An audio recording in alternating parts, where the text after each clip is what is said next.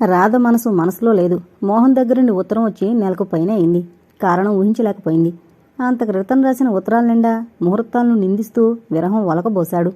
తర్వాత మాలతి కుటుంబం మంచితనం గురించి రాసేవాడు. రాను రాను ఉత్తరాలు రాయడం తగ్గిపోయింది. రాఘవయ్య గారికి క్షేమ సమాచారాలు తెలుపుతూ ఓ కార్డు ముక్క రాసేవాడు. ఫస్ట్ టర్మ్ సెలవులకు రాలేదు. మాలతికి ఉత్తరం రాసిన జవాబు లేదు. తన పిచ్చిగాని మాలతితో స్నేహం చేసే అంతస్తు తనకేది అనుకుంది రాధ. జానకమ్మ మామూలు ధోరణికి బాధపడుతూ బాలుకు ఉషకు చదువు చెప్తూ కాలక్షేపం చేస్తోంది. జానకమ్మకు కళ్ళు మంటలు తలనొప్పి తరచుగా రావడం మొదలుపెట్టాయి. కంటి పరీక్ష కొరకు భార్యాభర్తలు హైదరాబాద్ బయలుదేరారు. ఇద్దరూ రిక్షా దిగి మోహన్ రూమ్కొచ్చారు. తాళం వేసింది. భోజనం చేయడానికి హోటల్కి వెళ్ళాడనుకుని అక్కడే పంచలో కూర్చున్నారు. పక్క రూంలో నుండి ఇంకో యువకుడు బయటకొచ్చి రాఘవయ్యను గుర్తించి నవ్వాడు. ఓహో, నువ్వటోయ్, బాగున్నావా? మావాడేడి? విచిత్రంగా చూశారు రాఘవయ్య గారు. మీకు తెలీదా? మీ బంధువులెవరో అవిడిస్లో ఉన్నారట కదా. నెలకు 300 అక్కడే ఉంటాడు మోహన్ అన్నాడు. బంధువులా? ఎవరబ్బా? పోనీ సాయంత్రం ఎప్పుడొస్తాడు బాబు? రాఘవయ్య గారు తమకున్న బంధువులను మననం చేసుకోసాగాడు. వస్తే వస్తాడు, లేకుంటే కాలేజీ నుండి సరాసరి అక్కడికే వెళ్తాడు. అయ్యో, మరెలా? అంది జానకమ్మ. మీరేం దిగులు పడకండి. అభ్యంతరం లేకుంటే నా రూంలో ఉండండి. అతడు బలవంతం చేయగా సామాన్లు అతని రూంలో పెట్టి స్నానాధికాలు ముగించారు. క్యారియర్ తెప్పించి భోజనం పూర్తి చేశారు. మనకు తెలియని చుట్టాలెవరబ్బా? ఏమో, వీడికి పెళ్లి యోగముందో లేదో. ఆ 3 ముళ్ళు పడితే ఇలా తిరుగుతాడంటారా? అనగానే పెళ్ళవుతుందా? స్నేహితుల దగ్గరికి వెళ్ళాడేమో. మీరలా అనకపోతే మరెలా అంటారు? రుసరుసలాడుతూ లేచిపోయింది జానకమ్మ. భార్యను కళ్ళ డాక్టర్ వద్ద చూపించాడు. జోడు రాశారు. అది తీసుకుని వచ్చేటప్పుడు మాలతి నారాయణమూర్తి గుర్తుకొచ్చారు. ఒకవేళ మోహన్ అక్కడే ఉన్నాడేమోననే అనుమానం కలిగింది. రాధ కాలు నొప్పైనప్పుడు నారాయణమూర్తితో పరిచయమైంది. వారిల్లు ఈ వీధిలోనే. వెళదామా? ఎందుకులెదురు, గదికి వెళ్ళిపోదాం అంది విసురుగా. గదికెళ్ళి మాత్రం చేసేదేముందే. ఒకసారి నిన్ను తీసుకురమ్మని విమలమ్మ ఎప్పుడో చెప్పారు. ఏదో బీరకాయ పిచ్చి చుట్టరకం కూడా ఉందిలే. వారు వెళ్ళి ఓ 2 అంతస్తుల భవనం ముందు ఆగారు. అప్పుడే ఓ అంబాసిడర్ కారు గేట్లోంచి దూసుకుని పోయింది. స్టీరింగ్ ముందున్న మోహన్ను చూసి అమితాశ్చర్యానికి లోనయ్యారు. ఇప్పుడు కారులో వెళ్ళింది మన మోహన్ కదూ? ఆ పక్కనున్న అమ్మాయి ఎవరో? ఆతృతగా భర్తను ప్రశ్నించింది జానకమ్మ. ఆ అమ్మాయి అనే మాలతి. మోహన్ కారు నడపడం ఎప్పుడు నేర్చుకున్నాడబ్బా? ఆలోచించసాగాడు రాఘవయ్య. ఇంతలో నారాయణమూర్తి చేతికర్ర ఊపుకుంటూ బయటకొచ్చాడు. వీరిని చూసి సంతోషంగా నమస్కరించాడు. మీరా? రండి రండి, అక్కగారనుకుంటాను. జానకమ్మ బిడి పడింది. అందరూ ఇంట్లోకి వెళ్లారు. ఇంటిని పరీక్షించడంలో లీనమైంది జానకమ్మ. అనేకమైన ఆలోచనల్లో కొట్టుమిట్టాడుతోంది రాఘవయ్య మానసం. విమలా, ఎక్కడున్నావు? మన మోహన్ తల్లిదండ్రులొచ్చారు అని కేకేశాడు. విమలమ్మ బయటకొచ్చి దంపతులను గౌరవంగా పలకరించింది. మీరొస్తున్నట్టు అబ్బాయి మాట వరస కూడా అనలేదేమిటి? అందావిడ. మోహన్ అన్నీ మాకు చెప్పిగాని చేయడు అనే ధోరణిలో. వాడికి రాయకుండానే వచ్చేశాంలేండి. మా ఆవిడ కళ్ళు డాక్టర్కు చూపించాలని. కళ్ళకేమిటండి, డాక్టర్ దగ్గరకు వెళ్ళొచ్చారా అంటూ ఆదుర్దాగా వివరాలు తెలుసుకున్నారు. వారి ఆదరణలో ఏదో అపశృతి గోచరించింది ఆయనకు. జానకమ్మ మాత్రం అందలమెక్కినట్టు సంతోషిస్తోంది. అంత మౌనంగా కూర్చున్నారేమిటి? రాధ బావుందా? అన్నాడు నారాయణమూర్తి. అన్నట్టు మరిచిపోయాను. మాలతి కాలు కుంటిపోయిందా? విమలమ్మ నారాయణమూర్తుల వదనం వాడినట్లయింది. ఎంత డబ్బు ఖర్చు చేసినా ప్రయోజనం లేకపోయింది. ఇక లాభం లేదని ఊరుకున్నాను. దానికోసమే ప్రత్యేకంగా కారు కొన్నాం అన్నాడు సగర్వంగా. మన మోహన్ కూడా కారు నడపడం నేర్చుకున్నాడు. ఇంత క్రితమే ఏదో కొనాలని ఇద్దరూ బజారుకెళ్లారు. రాఘవయ్య అనుమానాలకు ఒక స్వరూపం ఏర్పడింది. అతడు ముళ్ల మీద కూర్చున్నట్టే కూర్చున్నాడు. జానకమ్మ లోపలికెళ్లి ముచ్చట్లు సాగించింది. ఆ అబ్బాయి రాగానే గదికి రమ్మనండి. ఇక మేం సెలవు తీసుకుంటాం. లేవబోయాడు. నిల్లుండగా గదికి వెళ్ళం దేనికి? భోజనాలు చేసి వెళుదురు గాని ఈ లోపల మోహన్ రావచ్చు. నారాయణమూర్తి బలవంతం చేస్తే ఉండక తప్పలేదు. భోజనానంతరం లేచిన రాఘవయ్యను మాటలతోనే ఆపింది జానకమ్మ. అక్కడికి వెళ్ళి మాత్రం ఏం చేయాలి కనుక? ఆ అబ్బాయి వచ్చాక వెళదాంలేండి. అంత పెద్ద మనుషులు తనలాంటి బీదదాన్ని గౌరవిస్తున్నారంటే తన కుమారుని ప్రయోజకత్వమేనని మురిసిపోయింది. పిచ్చాపాటి మాట్లాడుతూ కూర్చున్నారు. నాన్నా అంటూ సంబరంగా ముందుకొచ్చింది మాలతి. వెనకాలే మోహన్ వచ్చాడు. మునుపటి మోహన్ కాదు, వేషంలో హుందాతనం ఉట్టిపడుతోంది. రాఘవయ్యను గుర్తించి మాలతి చిరునవ్వుతో నమస్కరించింది. క్షేమ్మా తల్లి అంటూ ఆప్యాయంగా పలకరించారు. మీరిప్పుడొచ్చారు నాన్న, అమ్మ కూడా వచ్చిందే. సంతోషంగా పలకరించబోయినా ఆ కంఠంలో స్వాభికత లోపించింది. సెలవులకు ఇంటికి రాకూడదా మోహన్? ఇక్కడే పనుంటే ఆగిపోయానమ్మా. పని చేసుకోవద్దన్నామా, నిన్ను చూడాలనే తాపత్రయం తప్ప. అది సరే, మీరేం పని మీద వచ్చారు అన్నాడు అనుమానంగా తండ్రి వంక చూస్తూ. పనేమీ లేదురా, మీ అమ్మ కళ్ళు పరీక్ష చేయించాను. మీరెళ్ళి భోంచేయండి మోహన్. నారాయణమూర్తి అండంతో వారిద్దరూ లోపలికి వెళ్ళిపోయారు. ఇద్దరూ నవ్వుతూ కబుర్లు చెప్పుకుంటూ భోజనం చేస్తున్నారు. మాలతి వంక పరీక్షగా చూసింది జానకమ్మ. చిన్న కళ్ళు, చిన్న నుదురు తప్పిస్తే బాగుంటుంది అనుకుంది. నడకలో కుంటితనం గుర్తొచ్చి కలవరపడసాగింది. ఈ సంపద ముందు ఆ కుంటితనమెంత? తన కుమారుని రొట్టి విరిగి నీతిలో పడింది. ఆ పాపిష్టిదాని పీడ వదిలింది అనుకుంది. ఆమె సంతోషానికి రెట్టింపు రాఘవయ్య గారు బాధపడ్డారు జరిగే విషయాలు చూస్తూ. మాలతిని మోహన్కిస్తామని స్పష్టంగా చెప్పలేదు, కానీ వారి ప్రతి మాటలో చేష్టలో ఆ అర్థం వచ్చేటట్లు ప్రవర్తించారు. విమలమ్మ కూతురి నగలన్నీ జానకమ్మకు చూపించింది. మాట వరుసకు చెప్పినట్టు ఆస్తి వివరాలు చెప్పింది. జానకమ్మ మౌనంగా వింది, బయటపడలేదు. మగ పెళ్లివారి దర్పం చూపించసాగింది.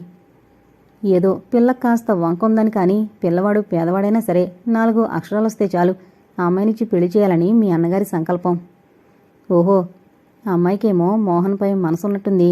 మేనరికం రాదుందని మేము వెనక ముందు ఆలోచిస్తున్నాం అంది చల్లగా పెళ్లి కబురు చెబుతూ. మేనరికం లేదు, మట్టిగడ్డ లేదు, దిక్కులేందని తెచ్చి పెంచాం. ఆ ఇంట్లో పెరిగిన పిల్లను ఆ ఇంటి కొడలుగా చేయడం నాకేం ఇష్టం లేదు. ఆయనకేదో చెల్లెలు కూతురని వెర్రి అభిమానం. వాడికిష్టమైతే నాదేం లేదొదినా. ఒక్క మాటతో తన అంగీకారం సూచించింది జానకమ్మ.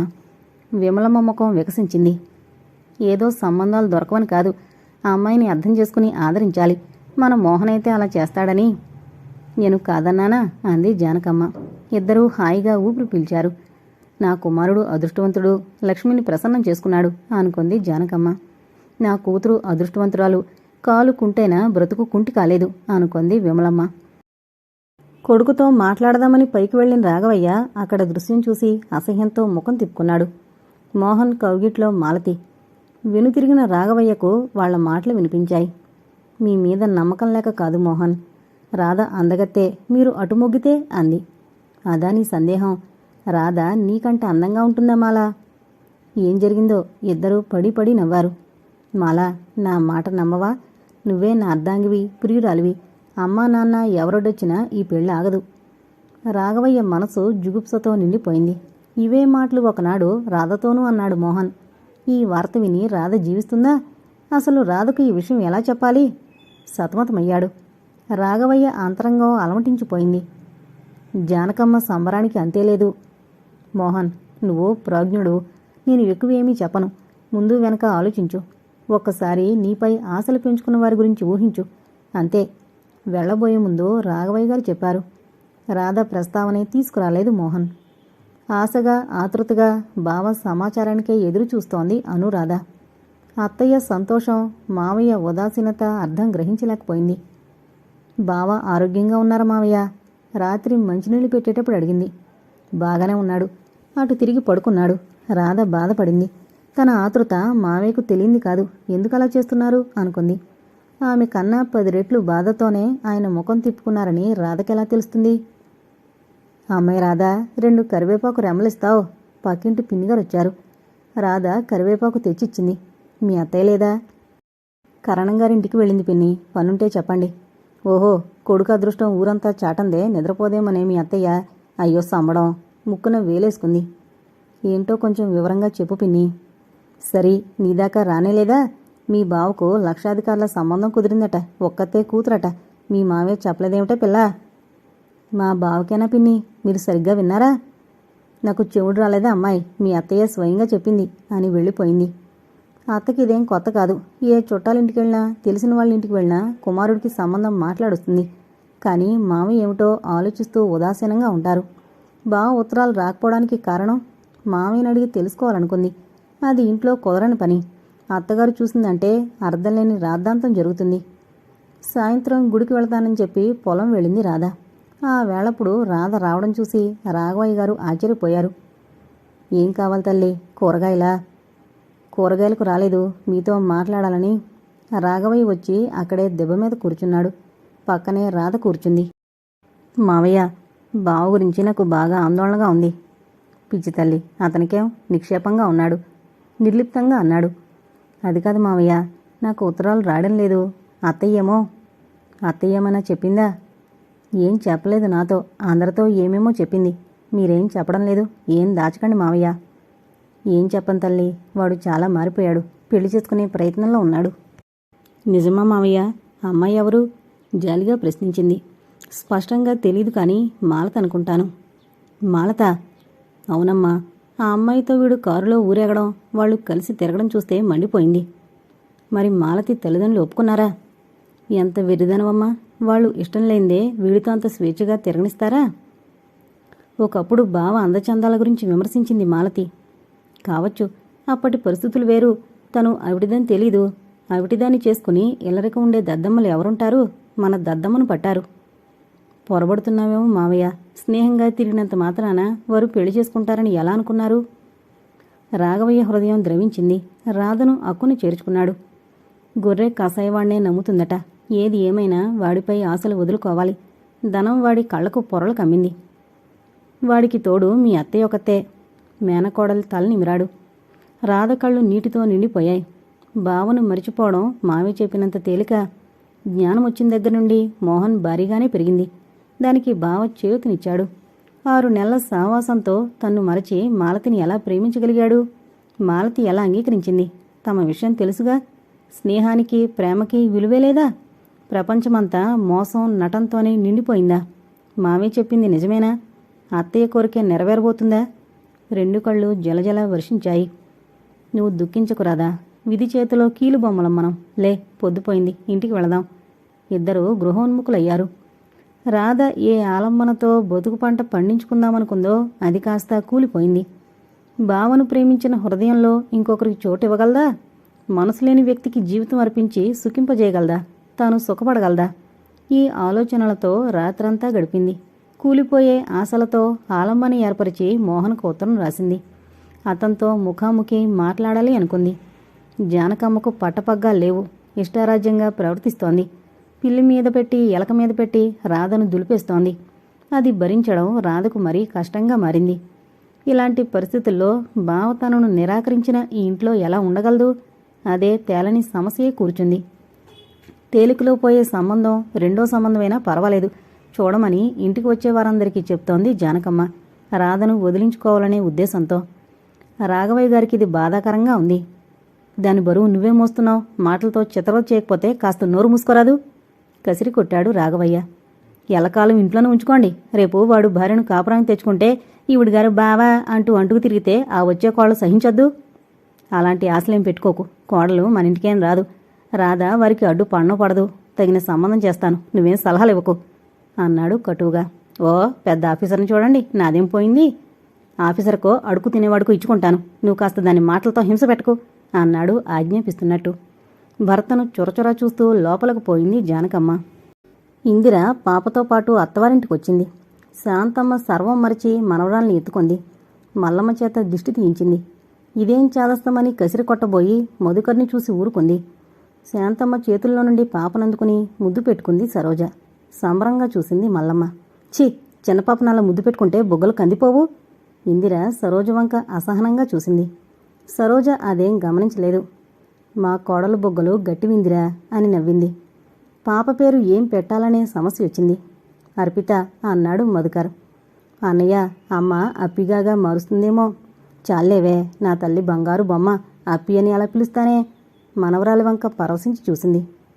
ఇందిరా, ఇంకా 3 నెలలైనా కాలేదు, అలా తిరగకు తల్లి. కోడలతో కల్పించుకుని మాట్లాడింది. ఇందిర విన్నట్టే నటించింది. రబ్బరు బొమ్మలా ఉన్న కూతురిని చూసి మురిసిపోయాడు మధుకర్. డాక్టర్గా అతనికి ఎంతోమంది పిల్లలతో పరిచయం ఉంది. ఎత్తుకున్నాడు కూడా. అర్పితనెత్తుకున్న అనుభూతి ఏనాడూ పొందలేదు. అదే కాబోలు రక్తస్పర్శ అంటే. సాయంత్రం వరకు అందరూ ఉత్సాహంగా గడిపారు. 6 గంటల ప్రాంతంలో ఓ నర్సు వచ్చింది. మధుకర్ కోసం అనుకుని సరోజ కూర్చోబెట్టింది. కానీ ఆమె అర్పిత సంరక్షణార్థం వచ్చిందట. నెలకు 150 రూపాయల జీతం. తెల్లబోయిన మధుకర్ రేపు రమ్మని ఆమెను పంపించి వేశాడు. ఆమెను పంపేశారు. రాత్రికి ఎవరు చూస్తారు బేబీని? ఇందిర మాటలు వింటుంటే విస్మయం కలిగింది మధుకర్కు. నువ్వేం చేస్తావు? నేను పిల్లలను సాకుతూ టైం వేస్ట్ చేసుకోను. ముష్టి 100 రూపాయలు పారేస్తే సరి. ఆవిడ 150 అంది కదా, మనమేం కోటీశ్వర్లం కాము. నాకొచ్చే జీతం మన వినోద విలాసాలకే చాలదు. ఆస్తిని తొలిచి తింటే ఎన్ని రోజులొస్తుందని నీ అభిప్రాయం? పోతే పోతుంది, మనకంటే అధికమేం కాదు ఈ ఆస్తి. పిల్లల్ని పెంచడం నాకు చేత కాదు బాబు. నీకు చేత కాదంటే పోనీ, మల్లమ్మ అమ్మ ఎవరో ఒకరు చూస్తారు. వాళ్ళు పెంచితే అది పెరిగినట్టే. మమ్మీ అప్పుడే అంది మీరు ఒప్పుకోరని. ఎందుకందు? పోనీ డబ్బు మీ మమ్మీని ఇమ్మని రాదు? ఇందిర మధుకర్ను కొరకొరా చూసి వెళ్ళిపోయింది పైకి. మధుకర్ మనసు ఆదోలా అయింది. ఇందిరకు సౌమ్యంగా నచ్చజెప్పవలసింది. తొందరపడ్డానేమో అనుకుని పైకి వెళ్ళాడు. మూతి ముడుచుకుని సోఫాలో కూర్చుంది. ఇందు, కోపమొచ్చిందా? ఉన్ననాడు ఉగాది, లేనినాడు శివరాత్రి అనుకుంటే ఎలా? ఆ పద్ధతే నాకిష్టం లేదు. అదీగాక నేను ప్రైవేటుగా హాస్పిటల్ ఓపెన్ చేయాలనుకుంటున్నాను. డబ్బు జాగ్రత్తగా వాడాలి. నేను డబ్బు తేలేదనేగా నేనేం ఖర్చు పెడుతున్నానని. మీ బిడ్డను మీ ఇష్టమొచ్చినట్లు పెంచుకోండి, మధ్య నాకేం కోపం? ఇందిరను దగ్గరకు లాక్కున్నాడు. నీ బిడ్డ కాదా? పసిపిల్ల లాంటి దానవు. ఇంకో పసిపిల్లను ఎలా సాకుతావో. పాప విషయంలో నువ్వు నిశ్చింతగా ఉండు, అమ్మని చూసుకుంటుంది అన్నాడు అనునయంగా. ఇందిర యథావిధిగా క్లబ్బులు సినిమాలకు వెళుతోంది. స్నేహితులతో కాలక్షేపం చేస్తోంది. అర్పితను శాంతమ్మే చూసుకుంటుంది. ఆఫీసు నుండి రాగానే సరోజ ఒక్క క్షణం వదలకుండా చూస్తోంది. తన దగ్గరే రాత్రులు పడుకోబెట్టుకుంటే ఇందిర పోట్లాడుతుందేమోనని జంకింది. కానీ ఇందిర అదేమీ పట్టించుకునేది కాదు. తన సంగతేమిటో తను చూసుకునేది. 200 దాకా ఇందిరకు పాకెట్ మనీ కిందిచ్చి ఇక మధ్యలో ఒక్క పైసా కూడా ఇవ్వకూడదనుకున్నాడు మధుకర్. అలాగే చేశాడు. మళ్ళీ ఫస్ట్కే ఇస్తానని ఖచ్చితంగా చెప్పేశాడు. వయసుతో పాటు బాధ్యత పెరిగితే తనే దారికొస్తుందని సరిపెట్టుకో చూశాడు. ఇంటికొస్తూనే అరగంట పాపతో ఆడుకోవడం అతనికి అలవాటైంది. ఆ రోజు పాప దగ్గర కూర్చున్నాడు. మనుషులను గుర్తించగలుగుతోంది పాప. ఎవరు వేళ్లందించినా పట్టుకొని కేరింతలు కొడుతోంది. మధు, ఒకసారి పైకొస్తారా? ఇందిర పైనుండి కేకేసింది. నువ్వే కిందకు రాయిందో. పాప చూడు ఎలా నవ్వుతోందో.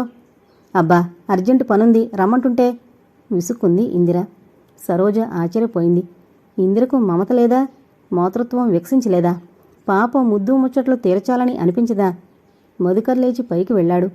ముదురు నీలం దుస్తుల్లో మెరిసిపోతోంది ఇందిర. ఆమెను ముగ్ధుడే చూశాడు. మరుక్షణమే తన బాహువుల్లో బంధించాడు. ముఖం ముద్దులతో ముంచెత్తాడు. అలంకరణ చెడిపోతుందని ఇందిర విసుకున్నా వినిపించుకోలేదు. ఇందిరా, నువ్వు అప్సర కన్యవు. ఏదో శాపం వల్ల మానవకాంతగా జన్మించావు అన్నాడు మత్తుగా కళ్ళలోకి చూస్తూ. ఇందిర నవ్వింది. డాక్టర్ గారికి కూడా శాపాలు ఆశీర్వాదాలంటే నమ్మకం ఉందన్నమాట. ఏం, ఎందుకుండకూడదు? రోగాలు నరకట్టగలం గాని ప్రాణాలు పోయలేంగా. డాక్టర్లము ప్రకృతి నియమాలను మార్చలేమే. ఇందిర తన 2 చేతులు భరత మెడకు పెనవేసింది. మీరు ప్రైవేట్ ప్రాక్టీస్ ఎప్పుడు పెడతారు? అంది గోముగా. ఆలోచించాలి, డబ్బు సమకూరాలి. అర్జెంటుగా పైకి రమ్మంది ఎందుకేనా అన్నాడు ఆమె ముంగురులతో ఆడుకుంటూ. మధు, నేను చిన్న పొరపాటు చేశాను. దాని నుంచి తప్పించుకోవాలంటే మీరు సహాయం చేయాలి. చేస్తారా? మొదట అదేంటో చెప్పు, తర్వాత ఆలోచిద్దాం. మీరు కాదనకూడదు. అలాగే చెప్పు. నేను నా క్లబ్ ఫ్రెండ్స్ కలిసి ఓ కిండర్ గార్డెన్ స్కూల్ ఓపెన్ చేశాం. అనుభవం ఉంది కదా అని మా క్లబ్ సెక్రటరీని హెడ్ మిస్ట్రెస్గా నియమించాం. అంతా దివాళా తీయించింది. గట్టిగా దబాయిస్తే కోర్టుకెక్కమంటుంది. ఒట్టి మొండిగటం. దానికి నన్నేం చేయమంటావు? ఆవిడ మొండితనానికి మందివ్వమంటావా లేక ప్లేడర్ని మాట్లాడినా? పూర్తిగా వినండి. స్కూల్ కొరకు ఇల్లు అద్దెకు తీసుకున్నాం. 3 నెలల అద్దె బాకీ పడ్డాం. ఇల్లు గల ఆయనతో నేనే మాట్లాడాను కాబట్టి ఆ డబ్బు నేనే కట్టాలి.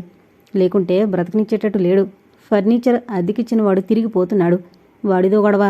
మీరు 500 రూపాయలు సర్దితే గుడ్లు వెళ్ళబెట్టాడు. భార్యను వదిలొచ్చి కుర్చీలో కూర్చున్నాడు మధుకర్. ఏం మధు మాట్లాడావు? ఏం మాట్లాడాలి? 500 నువ్వు భరించడం దేనికి? మీ ఫ్రెండ్స్ అంతా ఏమయ్యారు? వాళ్ల భర్తలు ఒట్టి మూర్ఖులు. వీళ్లను క్లబ్బుకు పోనిచ్చిందే గొప్ప అనుకుంటారట. డబ్బిస్తారా? మధుకర్ లేచి పచారులు మొదలుపెట్టాడు. మనకు మాత్రం తేరగా వచ్చిందా? అమ్మకు అకౌంట్స్ తెలియవు కాబట్టి సరిపోయింది. బ్యాంక్ బ్యాలెన్స్ దిగజారిపోయింది. ఎండ్లపై వచ్చే అద్దులు అటే ఎగిరిపోతున్నాయి. ఈ కంఠశోష ఎందుకు? ఎవరైనా స్పష్టంగా చెప్పరాదు? ఇందిర కళ్ళల్లోంచి నీరు చిమ్మింది. ఎన్నడూ కంటతడి పెట్టని ఇందిర కంటతడి పెట్టేసరికి కరిగిపోయాడు మధుకర్. యవనం లేదు. బాధ్యత గుర్తెరిగి ప్రవర్తించమంటున్నాను. అనా కాణీకి కటకట్లాడమనేనా? కాణీకి కటకట్లాడించే లోభిని మాత్రం కాను. నీ సరదాలకి సంసారానికైతే పర్వాలేదు. ఉబుసుపోక చేసే ఖర్చులు భరించడం కష్టంగా ఉంటుంది. ఇకపై ఇలాంటివేమీ పెట్టుకోకు. 500కు చెక్కు రాసిచ్చాడు. థ్యాంక్స్ మధు, నా పరువు నిలబెట్టావు. హై హీల్స్ టకటకలాడించుకుంటూ వెళ్ళిపోయింది. అంతకు ముందు అనుభవించిన ఆనందమంతా హరించిపోయింది. అలసటగా ఫీల్ అయ్యాడు. అన్నయ్య, పాపకు ఫ్రాకులు కావాలన్నావుగా, వెళదాం పదా. ఇదేం గదిలా చిమ్మేశారు? 10 నిమిషాల్లో గది నీటుగా సర్దింది సరోజ. నువ్వు వెళ్ళమ్మా సరు, నేను కూడా దేనికి అన్నాడు నిర్లిప్తంగా. పాప సంగతి వదినకు పట్టదు, నువ్వు అలా నిర్లక్ష్యం చేస్తే ఎలా? సరోజ కళ్ళలోకి చూశాడు. కళ్ళ నిండా ఆప్యాయతే ఉంది. వచ్చే బావగారెవరో అదృష్టవంతులు సరు అన్నాడు నవ్వు తెచ్చుకుంటూ. సరోజ ఏం జరిగిందో ఊహించింది. ఇద్దరూ పాపను తీసుకెళ్లి ఫ్రాకులు, ఆట వస్తువులు కొన్నారు. రాత్రి 10 గంటలకు తిరిగొచ్చింది. ఇందిర భర్త కళ్ళలోకి సూటిగా చూస్తూ, మీరు సరోజ వెంట తిరగడం మానేస్తే మంచిది. నా స్నేహితురాళ్ళు నానా రకాలుగా ఊహిస్తున్నారు అంది. మధుకరకు మండిపోయింది. నీ స్నేహితురాళ్ల మాటలు వినడానికి, ఖాతరు చేయడానికి వాళ్ళ నౌకర్ని కాదు, తెలిసిందా? వాళ్ళ కన్నల్లేరా? భలే చెల్లెలే దొరికిందిలే. అయినా మీరు బజార్లో తిరగవలసిన అవసరం ఏమొచ్చింది? బజార్లన్నీ నీకు నీ ఫ్రెండ్స్కే కేటాయించారని తెలియదులే. ఇందిర భరత వంక చొరచొరా చూసింది. ఇందిర, నా శాంతాన్ని అసమర్థత కింద జమకడుతున్నావు. పసిపాప ఇంట్లో ఉంది, దానికి తల్లి కావాల్సి వస్తుందని ఒక్కసారి కూడా తట్టదా నీకు? రుసరుసలాడుతూ వెళ్ళి వేరే మంచంపై పడుకుంది. ఇందిర తల్లొచ్చింది. పాపను ముట్టుకోలేదు, కానీ పెంపకం అసమంజసంగా ఉందని అల్లుడికి గంట లెక్చరిచ్చి వెళ్ళిపోయింది. ఆ తీరు చూసి అలాంటి స్త్రీలను మొదటిసారిగా యావగించుకున్నాడు. ఆ రోజు ఇందిర ఫ్రెండ్స్ అందరూ చిరంజీవి అర్పితను చూడాలనొచ్చారు. ఇందిర పాపను ఎత్తుకెళ్లి అందరికీ చూపించింది. ఇందిరను, పాపను కుర్చీలో కూర్చోబెట్టి ఏవేవో ప్యాకెట్లిచ్చారు. అందరికీ థ్యాంక్స్ చెప్పి అందుకుంది. ఇందిర సరిగ్గా ఎత్తుకోలేదు పాపను. అందుకే పాప అసహనంగా ఫీల్ అయింది. ఏడవడం మొదలుపెట్టింది. ఇందిర ఎంత ఊరడించినా ఊరుకోలేదు. సరోజ చెత్తుకుంది. ఎందుకమ్మా చిట్టిపాప ఏడుస్తుంది అంటూ ఊరడించింది. పాప ఏడు పాపేసింది. సరోజ లోపలికి వెళ్ళింది. ఈవిడెవరిందిరా? ఒక యోజనగంది ప్రశ్న. మా చుట్టాల వెళ్ళే ఎల్ఐసిలో పనిచేస్తోంది, ప్రస్తుతం మా ఇంట్లోనే ఉంటుంది అంది.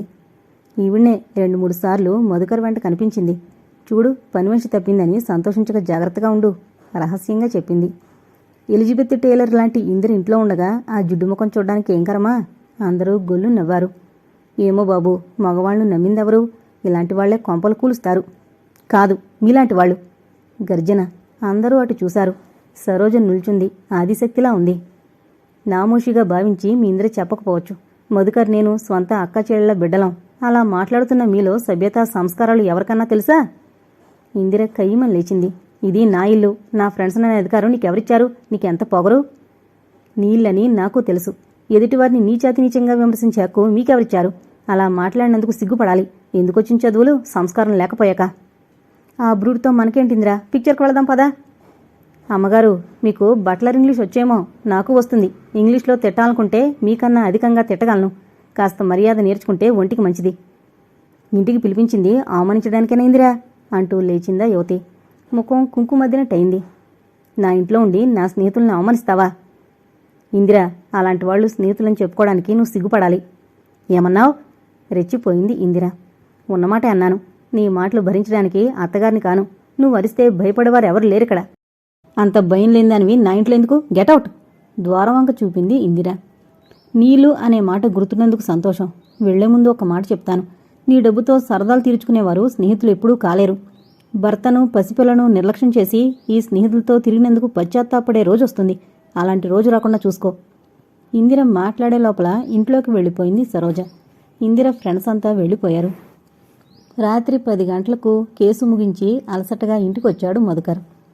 సరు, భోజనం తర్వాత చేస్తాను, ఒక కప్పు వేడి కాఫీ కావాలి అన్నాడు ఇంట్లోకి దృష్టి సారించి. ఎలాంటి జవాబు లేదు. కానీ 10 నిమిషాల తర్వాత మల్లమ్మ కాఫీ కప్పుతో వచ్చింది. సరు నిద్రపోయిందా మల్లమ్మ? మల్లమ్మ తలంచుకుంది. రెట్టించడంతో జవాబు చెప్పింది. లేదే గారు, స్నేహితురాలింటికి వెళ్లారు. చాలా రాత్రి అయింది, కారు పంపాలి. లేవబోయాడు. అక్కర్లేదు బాబు, అమ్మగారు అలిగి వెళ్ళిపోయారు. అలాగా, ఎందుకు? జవాబు శాంతమ్మ వద్ద నుండి వచ్చింది. మీ ఆవిడ ఎంత మాట పడితే అంత మాట అంటే ఎవరు భరిస్తారు నాయనా? నేనంటే విధులేకున్నాను. ఇంతకీ ఎక్కడుంటానంది? ఈ రాత్రికి స్నేహితురాలింట్లో ఉండి రేపు హిమాయత్ నగర్లో హాస్టల్లో చేరతానంది. నేను వచ్చాక వెళ్ళమనకపోయావా? ఒక చెంప గెట్టు గెట్టు అంటుంటే ఒక్కరోజుకే ఆ పసిబిడ్డ నానా గొడవ చేసి ఇప్పుడే పడుకుంది. మధుకర్ మౌనంగా మేడెక్కసాగాడు. భోజనం చేయవా? వద్దమ్మా, నువ్వు చెప్పిన విషయాలతోనే కడుపు నిండింది. పైకి వెళ్ళాడు. ఇందిర హాయిగా నిశ్చింతగా దోమతెర వేసుకుని నిద్రపోతోంది. మధుకరకు మతిపోయింది. ఒక్క చెంపదెబ్బ వేసి అక్కడ నీ బిడ్డ నిద్రకు దూరమయ్యాడు అని చెప్పాలనుకున్నాడు. ఆ పైన జరిగే గొడవకు జడిసి కుర్చీలోనే నిద్రపోయాడు.